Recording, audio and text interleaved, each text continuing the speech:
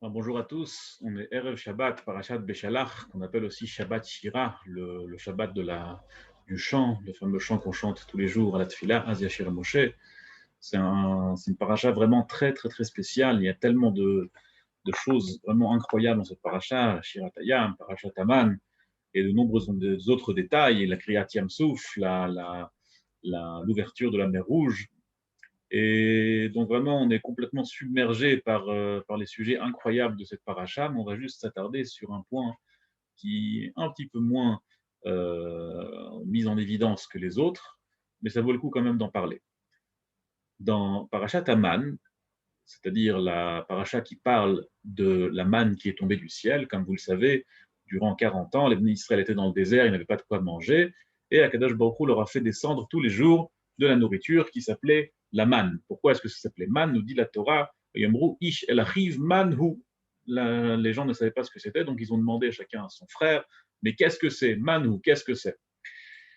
Et dans le même man qui est nommé sur l'interrogation que les gens se sont posées sur la nature du man, ils ont demandé l'un à l'autre qu'est-ce que c'est. Avant que le man ne tombe, on retrouve que les Bnei Israël sont venus se plaindre chez Moshe Rabbeinu, chez Moshe et Aaron. Ils lui ont dit qu'est-ce qu'on va manger? On va tous mourir ici. On était beaucoup mieux en Égypte. Yashavnu al sir on était assis sur le chaudron de viande. Qu'est-ce que ça veut dire? On était assis sur le chaudron de viande. En réalité, Chazal nous dit que c'est pas comme ça s'entend, que les Bnei Israël, ils avaient vraiment de quoi manger là-bas en abondance. Mais la Chazal nous dit dans le Midrash, ça c'est vraiment une parenthèse, mais c'est intéressant, que Chazal nous dit dans le Midrash qu'en réalité, les Bnei Israël, ils étaient considérés comme des esclaves. Pas seulement étaient considérés comme des esclaves, mais c'était des esclaves. Et du fait que c'était des esclaves, c'était un peu les esclaves de tout le monde, de tout le peuple.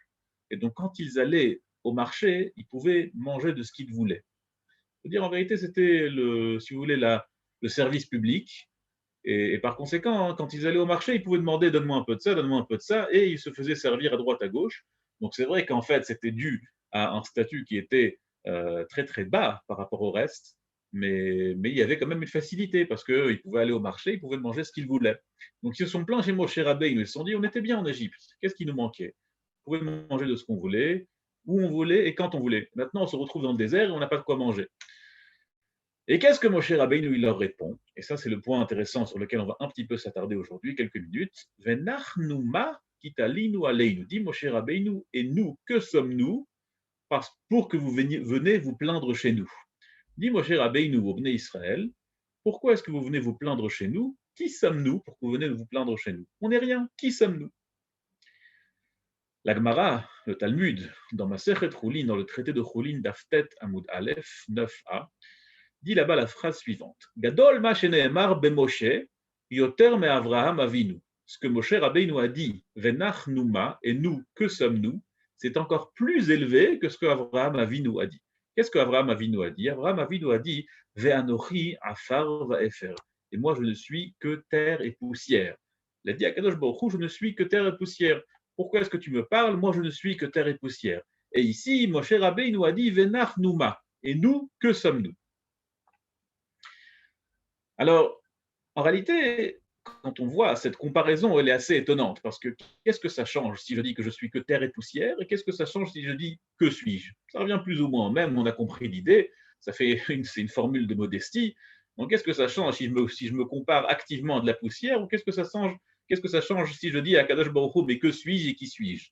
C'est exactement pareil au final.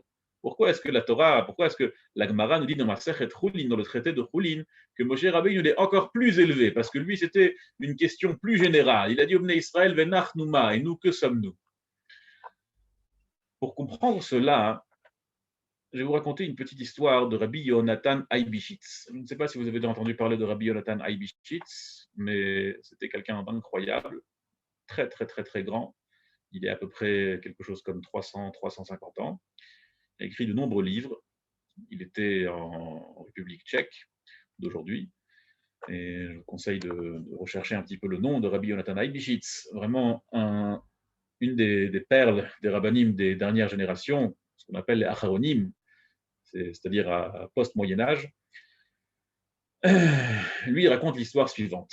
Il dit qu'en réalité, il faisait toujours attention pendant les Yamim Noraïm, c'est-à-dire pendant Rosh Hashanah et Yom Kippour, de faire la tfila, de faire la prière à côté de quelqu'un qui priait avec ferveur. C'est-à-dire que à chaque fois, la veille de Yom Kippour, il allait dans la choule, il cherchait quelqu'un qui priait comme ça, avec beaucoup de chaleur, avec émotion, avec des larmes peut-être s'il pouvait trouver.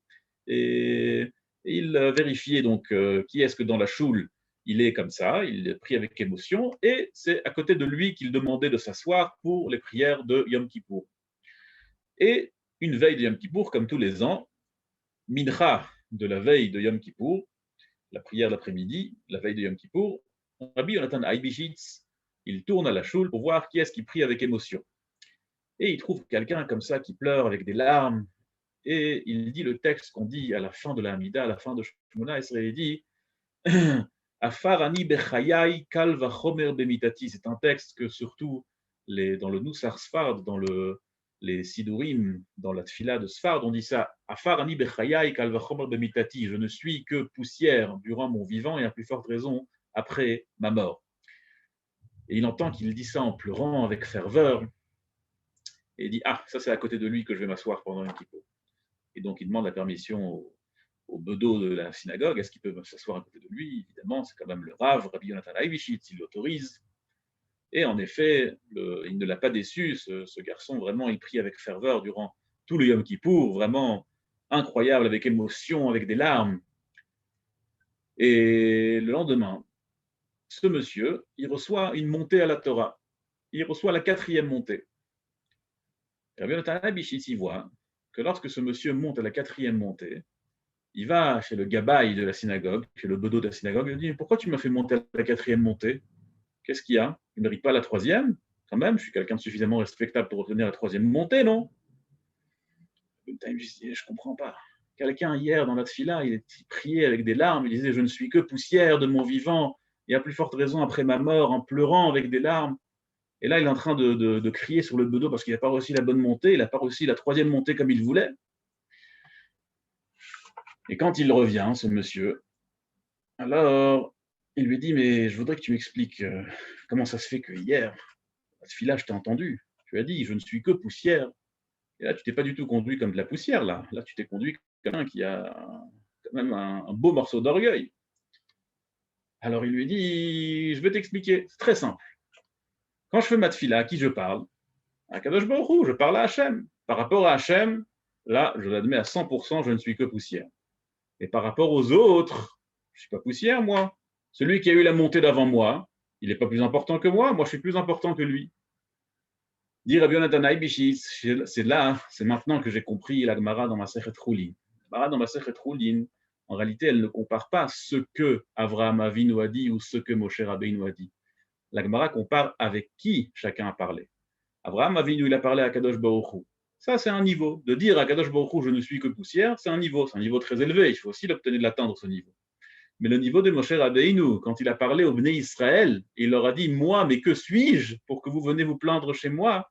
Il a parlé à qui? Il a parlé au Bnei Israël. De dire à autrui, à un autre Ben Israël, moi, je ne suis que poussière, ça, c'est un niveau qui est plus élevé. Donc là, on peut comprendre, dans la Gemara de Choulin, ce que la Gemara de Masechet Choulin nous dit, que Gadol, Mashenemar, de Moshe, Yoter, mais Avraham, ce qui a été dit dans Moshe Rabbeinu est plus élevé qu'Avraham, parce que Moshe Rabbeinu a parlé au Bnei Israël lorsqu'il a dit, Venachnu ba. Juste terminer avec une petite anecdote qui s'est passée avec 2 géants d'il y a à peu près 200 ans. Il s'agit de Rabbi Akiva Iger et de Rabbi Yaakov Luberboim. Rabbi Akiva Iger, vous avez peut-être entendu parler de lui, il a écrit beaucoup de livres. Rabbi Yaakov Luberboim, il a écrit un livre qui s'appelle le Netivot HaMishpat, un livre de Shulchan Aruch, le morceau de Choshen Mishpat, aussi un géant. On raconte qu'un jour, ils sont venus à une grande réunion de rabbanim dans la ville de Varsovie, et tous les deux étaient sur une carrosse. Et lorsqu'ils sont arrivés, lorsque la carrosse est rentrée dans la ville, alors il y a eu des centaines et des centaines de personnes qui sont venues accueillir ces 2 très très très grands rabbanim, Rabbi Yaakov Luberboim et Rabbi Akiva Iger, ces 2 géants, les 2 géants de la génération. Donc ils sont venus les accueillir, et ils ont commencé petit à petit à atteler les chevaux, à arranger le carrosse. Et là, ils voient que les 2 rabbanim descendent, Rabbi Akiva Iger et le Netivot, tous les 2 descendent, et ils commencent à aider les autres à atteler les chevaux, décharger la carrosse. Ils ne comprennent pas. En fait, il s'est avéré que chacun a compris qu'en réalité, il pensait que tous les gens qui sont venus, ils sont venus pour l'autre. Rabbi Akiva Iger, lorsqu'il a vu tous les gens qui viennent accueillir le carrosse, il s'est dit, ah bah oui, c'est Netivot Amishpat qui est venu, c'est normal que tout le monde l'accueille, je vais moi aussi les aider pour faire un accueil honorable à un Talmid Chacham, un érudit en Torah. Et le Netivot Amishpat, il a vu tout le monde arriver, il s'est dit, ah bah là, tout le monde sont arrivés pour Rabbi Akiva Iger. Et donc, du coup, lui aussi, il est descendu parce qu'il s'est dit, c'est Kavod Torah, c'est normal de respecter Rabbi Akiva Iger et de décharger son carrosse. Et donc, chacun pensait que c'était pour l'autre. Venach Numa, Ve'anochi, Afar, Va'efer. Le plus grand niveau, c'est de pouvoir dire à autrui, c'est un niveau, je ne suis pas du tout au niveau, je parle aussi pour essayer de me renforcer, mais le plus haut niveau, c'est de pouvoir dire à autrui, moi, je ne suis que poussière par rapport aux autres.